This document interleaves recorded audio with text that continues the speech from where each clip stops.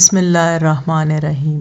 اللہم کن لی ولیک الحجۃ ابن الحسن صلواتک علیہ وعلی آبائہ فی ہذہ الساعۃ وفی کل ساعۃ ولیا وحافظا وقائدا وناصرا ودلیلا وعینا حتی تسکنہ ارضک طوعا وتمتعہ فیہا طویلا برحمتک یا ارحم الراحمین۔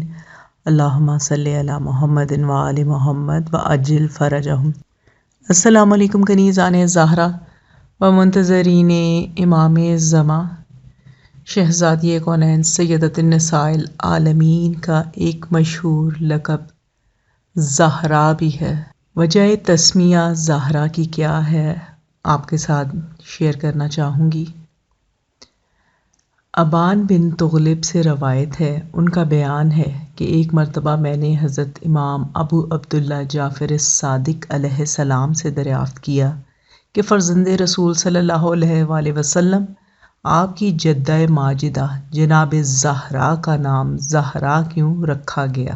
آپ نے ارشاد فرمایا، اس لیے رکھا گیا کہ آپ سلام اللہ علیہ دن میں 3 بار جناب امیر المؤمنین علیہ السلام کے لیے اپنی نورانیت کا اظہار فرمایا کرتی تھیں۔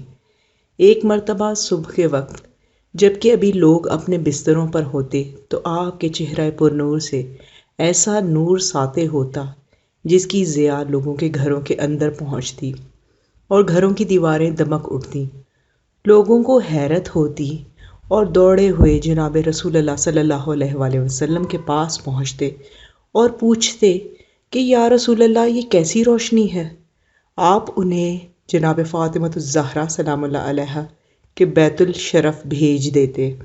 وہ لوگ یہاں آتے اور آ کر دریافت کرتے تو معلوم ہوتا کہ جناب فاطمہ الزہرا سلام اللہ علیہ محراب عبادت میں بیٹھی ہیں اور محو نماز ہیں اور آپ کے چہرہ پر نور سے ایسا نور ساطع ہو رہا ہے۔ تب ان کی سمجھ میں آتا، اور پھر جب دوپہر کا وقت آتا اور آپ نماز کے لیے کھڑی ہوتی تو ایک بسنتی نور آپ سلام اللہ علیہ کے چہرے سے ساطع ہوتا۔ جب یہ روشنی لوگوں کے گھروں میں پہنچتی تو لوگوں کے کپڑے اور ان کے جسم بھی زرد نظر آنے لگتے۔ پھر وہ لوگ دوڑے ہوئے جناب رسول اللہ صلی اللہ علیہ وآلہ وسلم کی خدمت میں آتے اور دریافت کرتے، یا رسول اللہ صلی اللہ علیہ وآلہ وسلم اب یہ روشنی کیسی ہے؟ آپ انہیں پھر خانہ جناب فاطمہ الزہرا کی طرف بھیج دیتے۔ اب وہ لوگ یہاں آ کر دیکھتے کہ جناب فاطمہ الزہرا سلام اللہ علیہ کی محراب عبادت سے نور ساطع ہے۔ لوگ سمجھ جاتے کہ یہ نور آپ کے چہرے کا ہے جس سے ہمارے کپڑے وغیرہ بسنتی نظر آتے ہیں۔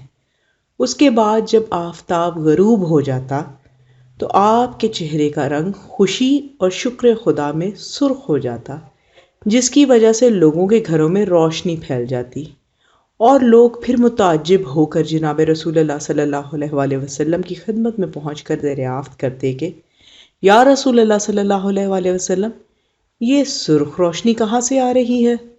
آپ انہیں پھر جناب فاطمہ الزہرا سلام اللہ علیہ کے بیت الشرف کی طرف بھیج دیتے۔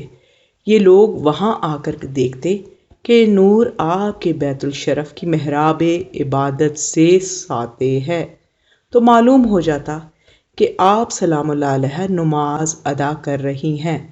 وہ لوگ سمجھ جاتے کہ ہمارے گھروں میں جو سرخ روشنی نظر آ رہی ہے وہ آپ ہی کے نور کا عکس ہے۔ چنانچہ جناب فاطمہ الزہرا سلام اللہ علیہ کہ چہرے کے نور کی یہی کیفیت امام حسین علیہ السلام کی ولادت تک رہی۔ اس کے بعد وہ نور ہمارے چہروں کی طرف منتقل ہو گیا۔